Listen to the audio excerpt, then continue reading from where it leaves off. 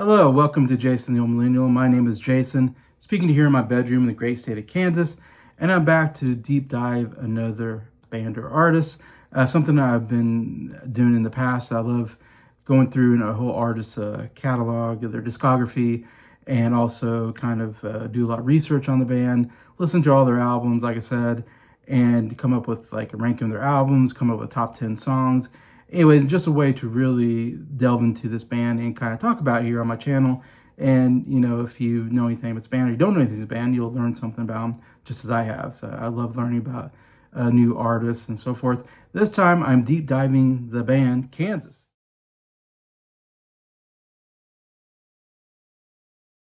Yes, Kansas.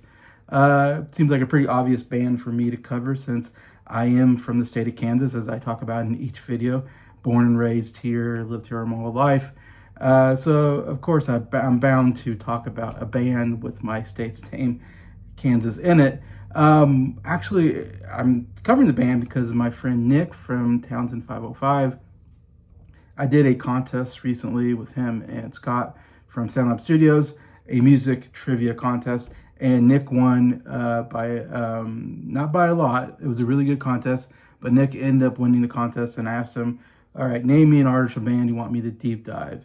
And he named me Kansas, interesting enough. So I was like, oh, okay, that's fine. I am aware, of course, of the band Kansas, obviously because of the name and everything.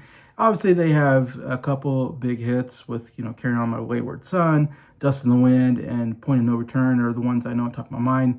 That, yeah, there's some really good Kansas, but that's about it. I don't know a lot else about, like, either the people in the band, how they formed, how they got their name, what their, you know, how many albums they had out, what success they had, what kind of, you know, how many band members went through, you know, all this stuff. So this definitely was very interesting research into this band that I'm not like a huge fan of or know a lot about except for their hits and so forth. So yeah, and if you notice, I'm got a little bit different angle on my my phone. I've got it up next to my computer because I wrote all my notes on my computer. So I'm gonna be looking up at my computer at my notes as I talk about this band anyway. So yeah, so this video, this is gonna be part one. I'm gonna talk about the formation of the band, which is actually very interesting. It went through a lot to actually get to kind of our main original lineup of the band as we know it and started making albums. And I'm going to go through about 5 albums, actually kind of start with their debut, the first 3 not very successful, really no hits or anything. And then their 2, 4th and 5th album was when they started getting a lot of success and some hit songs. And that was kind of entering their peak period as Kansas anyway. So yeah, so let's deep dive into this group with a great name to it. Anyway, so yeah, so Kansas, like I said, I didn't know much except for the hit songs, which I would say is like, you know, American rock band. You would describe them as, I don't know. I thought because Dust in the Wind is definitely a very soft song, more of a ballad type. Carry On My Wayward Son, though now looking at it, definitely I can see the prog rock in it, but it's just seen as kind of a pop rock song or something like that. But they are really a prog rock band, which I was not aware of because I didn't delve into their albums. But now delving into albums, I definitely can see the prog rock. I feel like somewhat similar to like Rush or Genesis, other bands I've deep dived, you know, had kind of similar sound to them early on. But let's go to the beginning. We are going to start in 1970. Well, 1969 is when we're going to start. The band formally forms in 1973 in Topeka, Kansas. And if you know Topeka, that is our state capital. So the band itself, I'm getting ahead of myself here, but the band was formed in officially 1973 when they started getting a record deal. But there was some time period before they get the record deal. Lots of changes to the band I'm going to get through. So bear with me as I talk about a lot of stuff that's going on here at the beginning. But yeah, we're going back to 1969 with 2 individuals. One of them being one of the main members of the band and one of the biggest contributors, and that is Kerry Livgren. I hope I pronounced his name right. Definitely one that you're going to hear a lot about in this band, as he was a guitar player, singer, songwriter, and all this. Him and another member, Don Montre, they formed a band called Reasons Why in Topeka. So they are from Topeka. They formed a band, and that's where they started. Kind of, again, we'll eventually get to Kansas, but that's kind of one of the starts of the band Kansas. They eventually would leave that band, start a new band called Saratoga, and they would add members Lynn Meredith, Dan Wright, also Scott Kessler on bass, and Zeke Lowe on drums. Anyway, so that was the band Saratoga. Of course, these bands aren't going anywhere. They're just hometown Topeka, I guess, playing around Topeka probably only, and not really going anywhere at this moment. Well, there was actually another band in Topeka, kind of a rival of theirs, called White Clover. And so them two were probably playing in the same venues around Topeka, and so they came kind of to know White Clover and the band members there. And my guess is they probably kind of sensed that our band really isn't going anywhere outside of this, local area. White Clover, your band's not really going anywhere. So they kind of decided, what if we join forces? Instead of being two bands that aren't going anywhere, maybe if we join into one band, maybe we will accomplish something even more. We're better together than apart, kind of thing. So that's what happened. They end up kind of merging together, these two bands, Saratoga and White Clover, and they decide we need a new name, of course, for this band, and it eventually came out to Kansas. My guess is Kansas is just a more recognizable name, I guess. Then you go, oh, Kansas, I know that. It's a state, and all this. And I feel like at this time, we already have, maybe not state names, but at least city names were getting popular. You had Chicago and Boston, of course, really popular bands around the same time, I feel like. So maybe that was just a more in thing to name your band off of the U.S. geography of a city or state or whatever. So yeah, so they call themselves Kansas, and this is our first, not our final, not by a long shot, but our first kind of iteration of the band Kansas. So in this band we have Dave Hope on bass, Phil Ehart on drums, of course Kerry Livgren on guitar. We also have Meredith and Alan were singing, Montre and Wright play keyboard. So a lot of members here taking different instruments and also singing and all that. And that's what our first band of Kansas is. Oh yeah, also we have Larry Baker on saxophone. They added saxophone to the band as well. So pretty big band. And this is referred to as Kansas 1, which I had no idea, never heard of this before. But all you gotta know is this is kind of the first iteration of Kansas because they called Kansas. But this is definitely nowhere close to the final product of Kansas. So it's called Kansas 1 because it didn't go anywhere, didn't get a record deal, didn't make any hit albums or songs. It didn't go anywhere, but they named themselves Kansas. This lasted till about 1971. The band wasn't going anywhere, so Ehart and Hope and some others of the band basically broke off, went back to reform White Clover, their previous band. I guess they decided, they thought, well, we're not doing anything as White Clover, let's join forces. Maybe we can do something at Kansas. Kansas wasn't going anywhere, so it's like, let's just go back to where we were, White Clover. We're just as successful there. Anyway, so yeah, and I'm sure there was maybe a difference between the two bands. I feel like White Clover definitely was like the prog rock style, maybe more, I don't know. And so maybe they didn't like the direction of the band, and so let's go back to White Clover, more of our style. So they started White Clover up again. So in the band Kansas, which is still going on, the members stayed and still called themselves Kansas. So Ehart was replaced by Zeke Lowe on drums, which we talked about him before. He was in one of the bands already. And then he was also replaced by another drummer named Brad Schultz. Hope was replaced by Rod McKinsky on bass, and Baker was replaced by John Bolton on sax and flute. So they replaced some of those members that left to form White Clover. And this lineup is referred to as Kansas 2. So we have Kansas 1, members break up, go back to White Clover. Then they replace them with some other members at the time and are Kansas 2. Kansas 2 also didn't go anywhere or do anything, make any kind of record deals or anything like that. And they didn't really last very long. I feel like they lasted maybe a year, and then they basically, Kansas broke up. There was no more Kansas. They all left and went their separate ways. So we're at a point where there's no Kansas. We have Kansas 1, Kansas 2, no Kansas. But we have White Clover, which is interesting because you might be thinking, are we talking about Kansas or White Clover? But it's interesting. They're both kind of the same band now because White Clover will eventually kind of merge back into Kansas, which I thought was very interesting. Didn't know it had all these iterations and took so long to really get to our kind of main product as Kansas, and would go on to fame and all this. So one of the biggest recruits that White Clover had was a violinist named Robbie Steinhardt, which is a very major member of the band, which will be with them for quite a while and be a part of some of their big moments. And he played violin and also sang as well. So you'll hear him sing on some songs, at least not lead, more like co-leads and stuff like that. So he brought a lot there. I think might even wrote some songs as well. I don't remember, but definitely his violin playing definitely is a big part, which I didn't realize until I was listening to the first couple albums.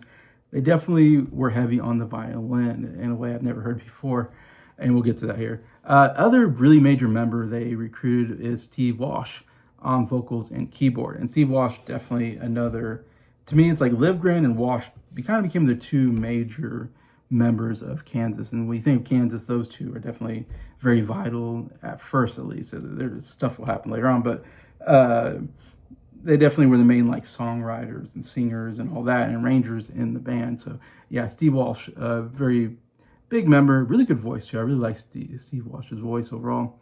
And we also add Rich Williams on guitar as well.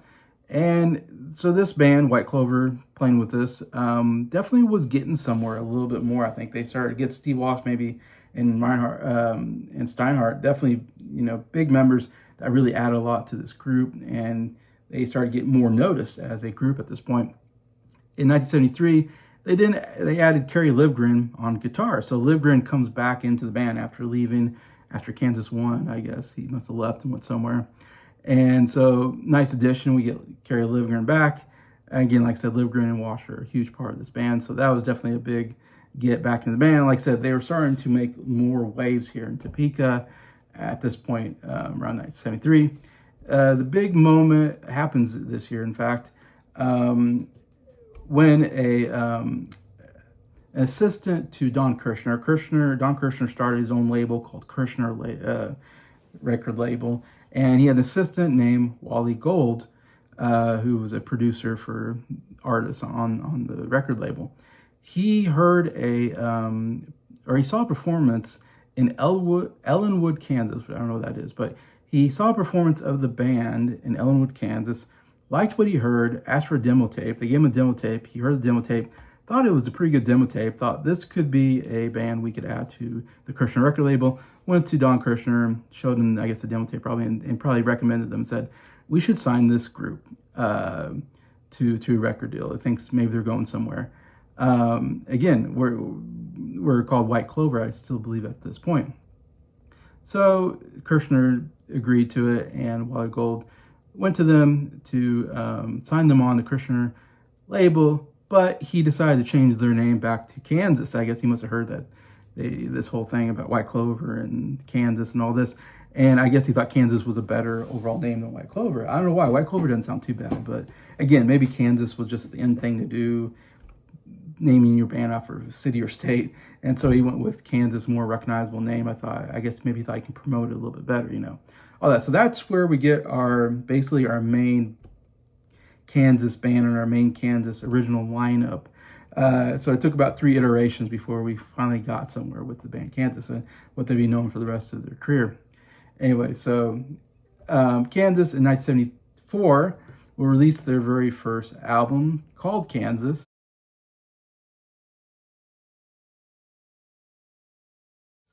Self-titled album, released in March of that year.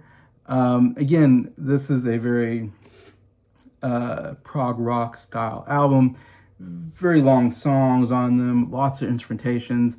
What I found about prog rock is my feeling about prog rock, and of course becomes very popular in this time period, is they love instrumentation. They love playing their instruments more than singing and writing lyrics, it feels like. And they love long songs, of course, and they love instrumental songs as well. And you'll see that a lot in the first couple albums, including this one, Kansas. And listening to this for the first time, I'm not a big prog rock fan. I like more songs with great melodies and catchy choruses, and I like them a little bit shorter, not 7-8 minutes long as a lot of songs that feels like they have on these first couple albums, including this first album, Kansas. And I be honest, and one of their kind of signature sounds, really, I guess I'll talk about here, is the violin. Steinhardt's violin is a huge part of these first two albums. You hear that violin very prominently. It feels like every song, and it's a very fast-paced violin. Like, you think violin, you think maybe, you might get a pretty, ballad violin.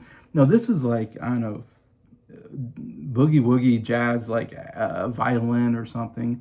And as I was, in fact, it says when I did research, that was a little bit different than most prog rock bands who did have violins. Most of them were more classical and jazz oriented, while his was more rock violin, I guess, in a sense. And I guess I say all that to say that I found the violin very annoying. And I'm a big fan of orchestra music. Violin music is very more pretty ballad type music, but as a fast-paced rock instrument, I'm not a fan. And every song, I've never heard an album really like this. I don't know if I've ever heard an album with a violin like this, where every song was I'm making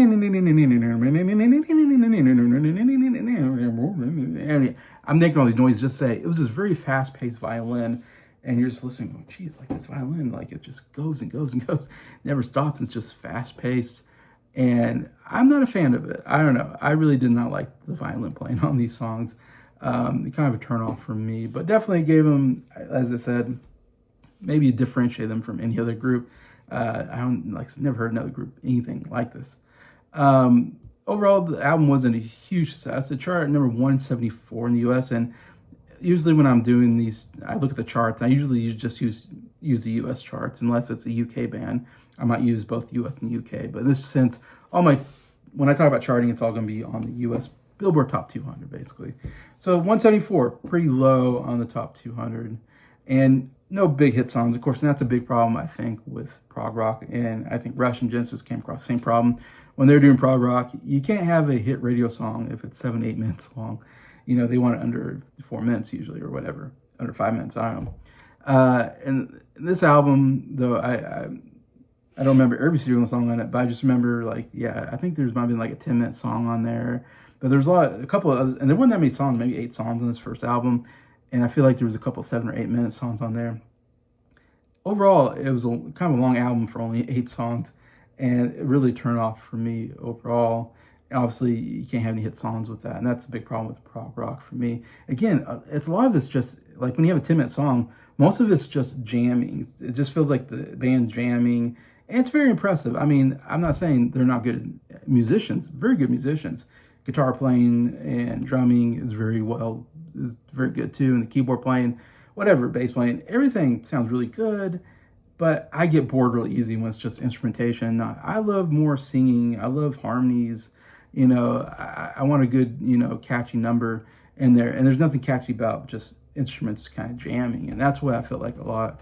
This first album especially, and the first two especially, are really big on this, and so I really did not like this first album at all.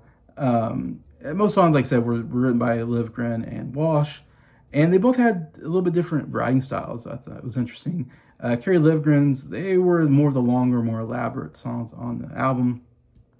Walsh, he really liked writing about Eastern religions. He was really interested in the Eastern religions, so he kind of delved into that on his songs. So they kind of both combined to kind of form this style for Kansas, as I said. And it was a mix of American-style boogie rock and complex symphonic arrangements and changing time signatures, which that's very common with prog rock. They loved, like I said, the longer the song, the more time signatures they can change, more complexity. They love very complex, which doesn't always mean success, though, but that's what it did. And for me, I would give the album a 5 out of 10, which is my lowest score I'd give an album. I really did not enjoy this album at all. I will say Lonely Wind was okay. I think it was maybe one of the shorter songs on there, and it was more almost ballad-like. It was decent. And also the Primorgage, I thought actually was pretty good. It was a little too long, so it kind of ruins the length of it and all the instrumentation in it. But when they did sing, it sounded really good, and I thought it had a kind of nice melody. So I would say Lonely Wind, The Primal Bridge, two best songs on the album for me, and that I took note on anyways. But I still would say not an album I would ever go back to. So their second studio album is called Song for America.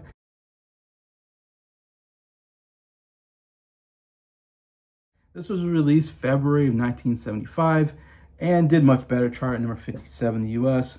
So yeah, much better, top 100, I guess. Not a huge album that anybody ever talks about. Never heard anybody talk about this album. Again, no big hits off this album. And I would say it's even worse than the first album. It just, all the songs are just very long prog rock songs that I did not care for. I can't remember if this album that has like a 12-minute song on it, maybe like the finale or something. And again, had some 7 or 8 minute songs in there. Yeah, just way too long. Too many, again, the violin was annoying, too much instrumentation. Again, for me, I would give it a 5 out of 10. I think it was probably the worst album so far I've heard from them. I will say Lamplight Symphony was kind of okay. It still was a little too long, but it had some nice moments in it. That was like, if they shortened it up, they maybe could have came up with something good. Besides that, that was the only song of note. Anything else I really did not like on this album. That takes us to our third album, called, I think it's called Mask. It's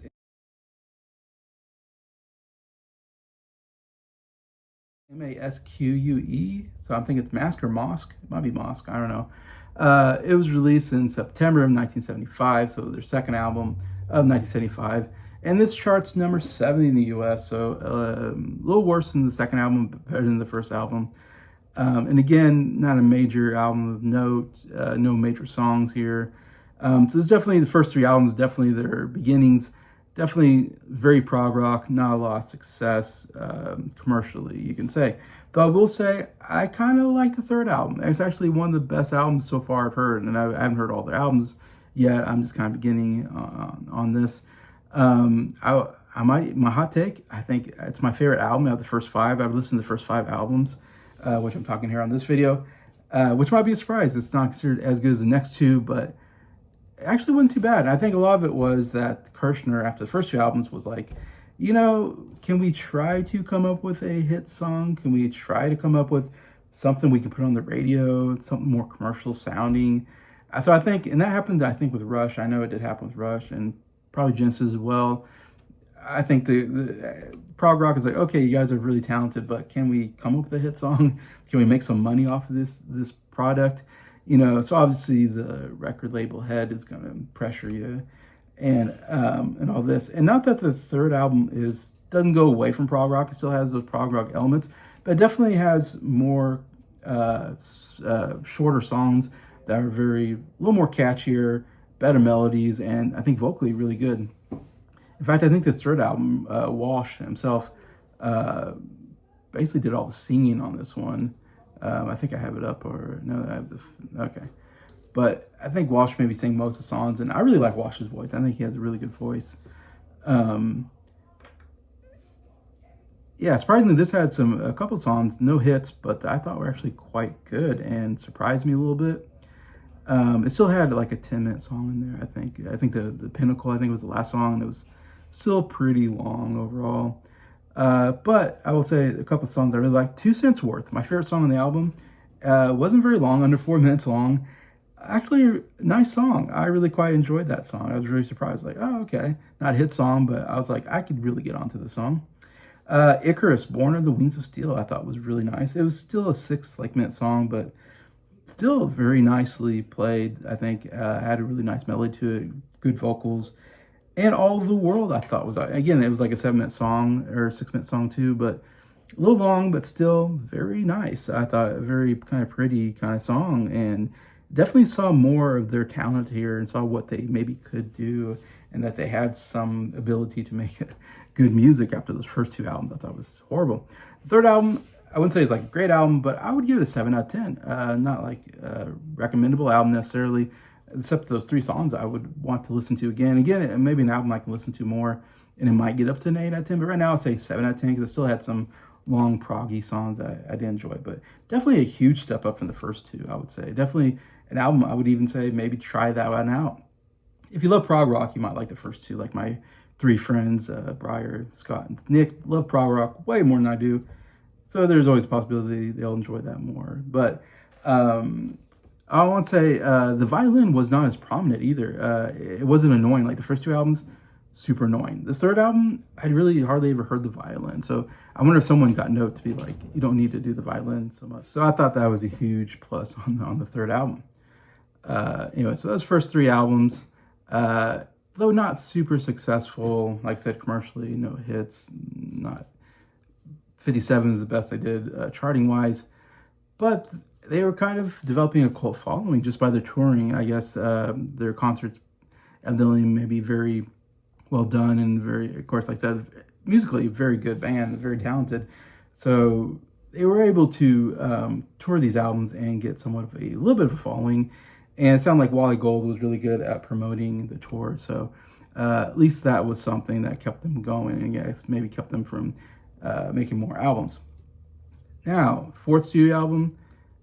Now we're going to get into kind of their very popular period. Because their fourth album is called Left Overture.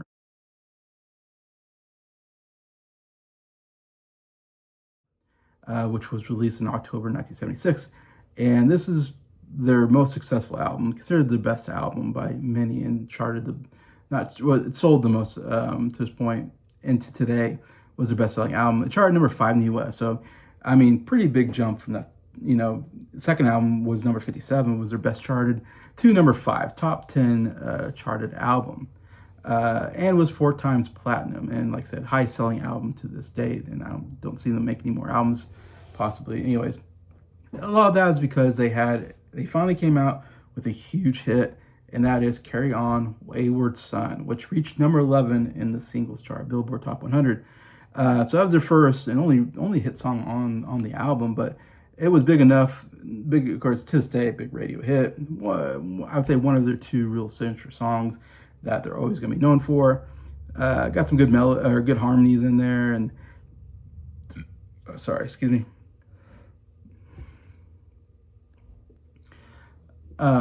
It still had a little bit of a prog rock style. I mean, it's still like a 5-minute song, Carry On, Your Wayward Son, and still a lot of instrumentation. I was listening to it today, and I was like, still too much instruments, and there's all these. I mean, it's iconic, the bum bum bum bum bum bum bum bum bum bum bum bum whatever.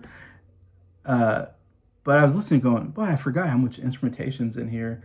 I like it better when they get like the verses are good, but then they get in that chorus, it's so good.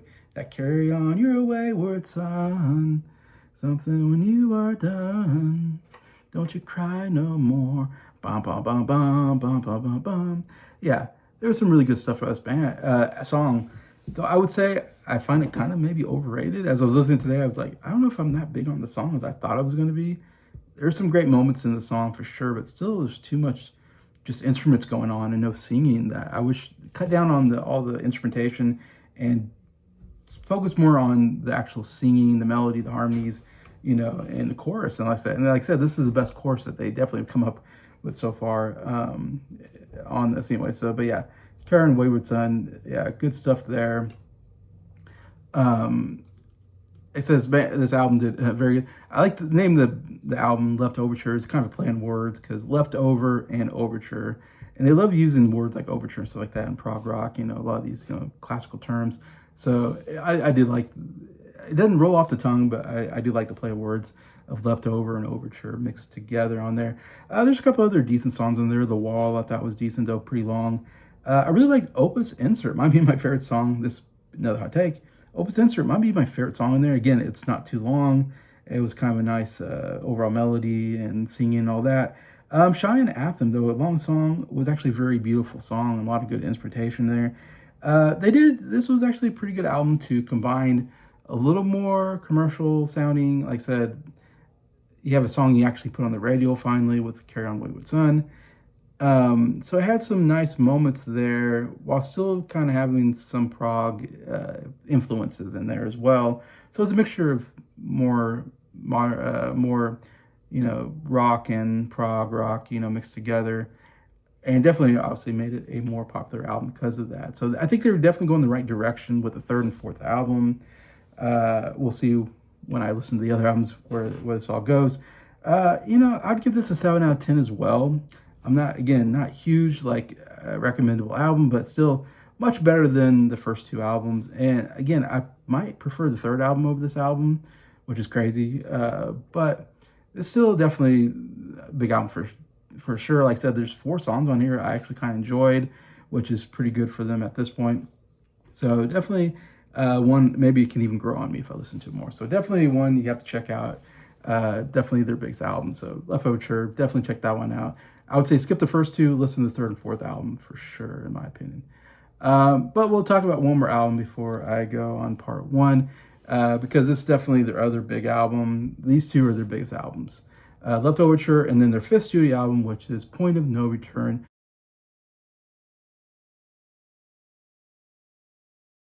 which comes out in October 1977. And this charts number 4 in the US. So this charts one higher than the last one. So this is the highest charting album I believe they ever had. I don't think they ever beat number 4. That's pretty darn good. And having 2 albums in a row, 5 and 4, 2 top 5 albums in a row, definitely shows how they definitely are starting to get on with the audience. Definitely got, developing a really good audience for them. And from what I heard, their concerts were really good too. And they play the songs pretty accurate to the albums, I guess. They try to not improvise as much during concerts and try to kind of play the song as it sounds. And we're doing very well in their concerts. Of course, this is very notable for 2 big hits. Not only did you have the title song, Point of No Return, which reached number 28 in the Billboard Top 100.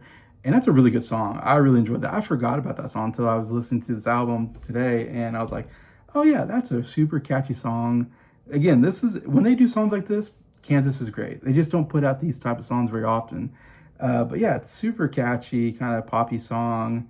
Great chorus, some great harmonies in there. Yeah, great melody overall. But yeah, I forgot how good this song is. Great song, Point of No Return. And I think it's going to be hard to beat this song. But Dust in the Wind, which went number 6 in the US and the Billboard Top 100, definitely probably one of the best charted songs and probably best well-known song, and probably considered the best song. I would say it's their best song that I've heard so far. Absolutely love Dust and Wind. A little more different, interesting reading about it. It didn't sound quite like their other stuff. It was definitely more of an acoustic ballad, which they didn't do acoustic ballads really. But there's some nice like violin in here as well, that middle part. And there's a bit of almost a darkness to the song that I really like. And of course, Dust in the Wind, it's all about, someday we'll all die and we'll just be dust in the wind. So it has this kind of philosophical, like kind of deep thinking into it, which is really cool. And it starts with one of the greatest like acoustic guitar intros into a song. Very beautiful guitar picking at the beginning. And I believe this is Kerry Livgren who came up with this guitar playing. And from what I read, he was just practicing finger picking on his acoustic guitar at home with his wife around. And he just came up with this little finger picking exercise to just kind of practice and get himself, well warmed up on finger picking. And he wasn't expecting this to be part of a big song or anything. He came up with this number and would practice it to keep good at it. And his wife heard him and said, "That's so good. You should put that the intro to a song." And he's like, "Oh, maybe." And here comes Dust in the Wind, their biggest song of all time, and all because of his wife suggesting it. So I think that's kind of a cool story. And yeah, love Dust in the Wind. All we are is dust in the wind. And definitely the most recognizable song that I've heard in movies and TV shows. It's perfect for, a sad moment or a moment of thought, and stuff like that. So definitely is one of the most playable songs I think you ever hear. And absolutely beautiful song. Love Dust in the Wind. And because of those 2 songs, of course, that's why I probably did so well. Funny enough, I didn't like the rest of the album. That's like the only 2 really good songs for me. Nobody's Home was decent too. I did like Nobody's Home. But Point of No Return, Dust in the Wind, great songs. Rest of the album, still kind of that prog rock style that I really did not like. So unfortunately, I'm going to give this a 6 out of 10 as well, which is crazy because it does have 2 really great songs. And I said Nobody's Home is decent. But the rest of it, oh gosh, still this boring prog rock stuff for me. I'd be curious about other people who like prog rock might love this stuff a lot more than me. But I will say, out of the first 5 albums, the only ones I would recommend is number 3, number 4, even though I still give them a 7 out of 10, which is an okay ranking or okay rating.